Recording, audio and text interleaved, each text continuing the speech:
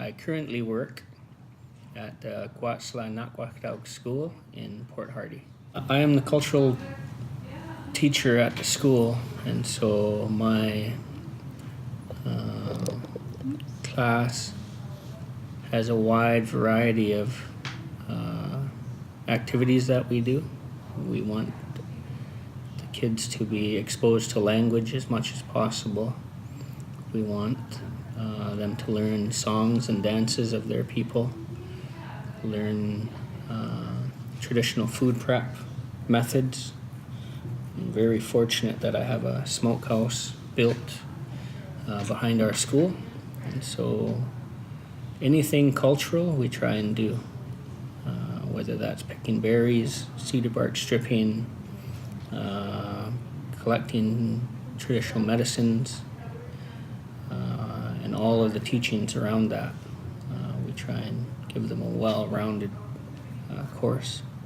I feel that we have done a really, really good job in instilling pride into our children, and that is what, so far, that is what I am proud of. Instilling the pride back into our children is so important for a community that had a really harsh history in terms of the Canadian government relocating them and placing them in Port Hardy in the 60s. And I felt that it's important to teach math and English and science and social studies, but if the kids don't feel good about who they are and where they come from, then what is the point of that?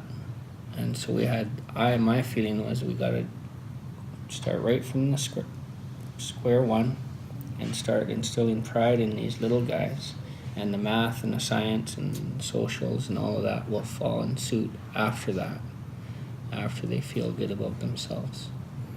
And so that is what I'm proud of. It's always difficult to measure the success of a culture class. I continue to struggle with that every report card time when I have to do report cards, and I go and complain to my boss about how do we grade something that's just a part of who we are. But in terms of I guess previous question, the pride that the kids get out of being who they are and where they come from now seems to be more important to me than giving them a letter grade, or it's kind of hard to give kids letter grades, I feel, for doing our culture. Mm-hmm. And so I struggle with that, and there's improvements that need to be made in terms of how we grade our children in that area, I think.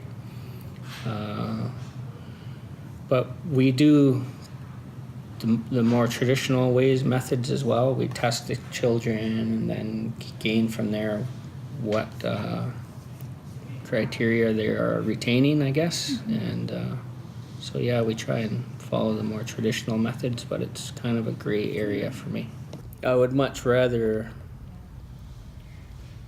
judge the kids' participation and excitement about being in my class rather than the actual results of what's going on so far. That's kind of just where we're at as a school right now. Indigenous education is people are slowly starting to understand that our ways can be incorporated into anything and everything that we do in school.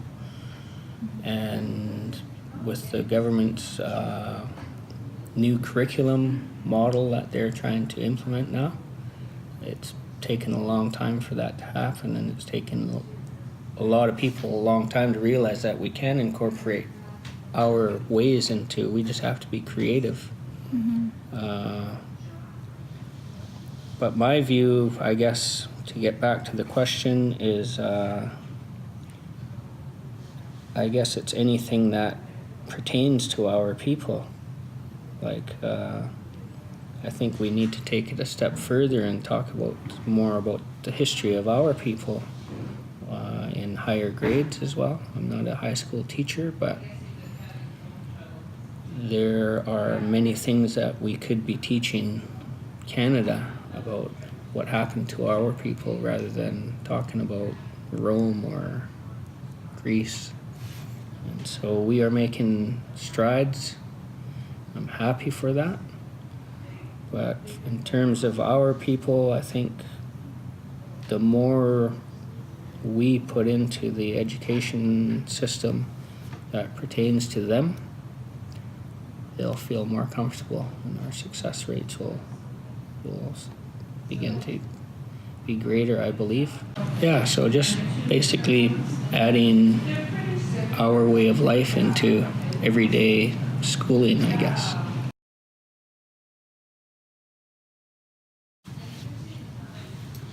I think in terms of our vision for the next 10 years, I believe that we only have probably 10 years to save our language. And so as an educator of culture, that is very, very frightening for probably any cultural teacher. So more effort has to be geared towards language revitalization. Now, I only have my children for an hour and a half a week, and in my mind, we can't save a language in an hour and a half a week. 3 half-hour blocks per grade level. And so those are some of the challenges we have, that I have anyway at my school, is how do we tackle that? And so I hope in the next 10 years, in the next year or two, that the immersion schools that are around our province right now seem to be doing a really good job. Chief Atom up north is first one of its kind and is kind of the shining beacon for us to strive for. And but I think, as well as getting our children out into the land, there's so much learning that we don't do in the classroom that just becomes natural when you take the kids out for a walk into the forest or onto the beach. Learning becomes natural in a natural setting instead of sitting at a desk. So it would be our hope at our school to continue to get more hands-on out onto the territories, and that's kind of what we are trying to do with both language and everyday classes, is utilize the land and our traditional foods and plants, and I think that's where we're heading. The networking part of,